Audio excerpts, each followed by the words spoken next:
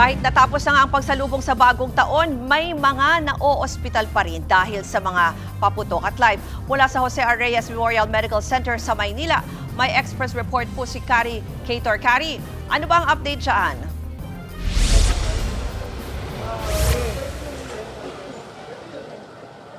Yes, Ruth, patuloy pa rin ang pagdating ng mga pasyente dito sa emergency room ng JRRMMC sa Maynila. Sa huling datos nila ay pumatak na sa 70 ang bilang ng mga kaso at halos 50 raw niyan ay mga nadagdag o mga bagong kaso lang mula kagabi, huling araw ng 2025. At halos lahat sila mga nadamay lang daw sa mga nagpaputok. Kaya ang karamihan hindi rin matukoy kung anong klaseng firecracker ang tumama sa kanila. May mga nakausap din tayo na nagwalis o nilinis nga lang daw yung mga tira-tirang paputok nitong umaga na pero nasabugan pa rin sa muka.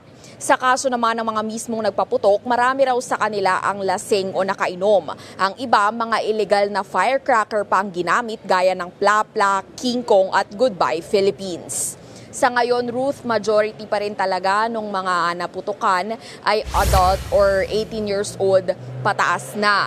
At nakikiusap nga ang ospital na sana ay wala nang magpaputok. Pero patuloy pa rin daw sila nga magbabantay sa mga posibleng firecracker-related injury hanggang sa susunod na linggo. Balik sa iyo, Ruth.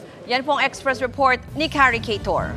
Mga kapatid, Ruth Cabalpo, para sa mabilis na pasada ng mga balitang dapat niyong malaman, mag-follow at mag-subscribe sa social media pages ng News 5.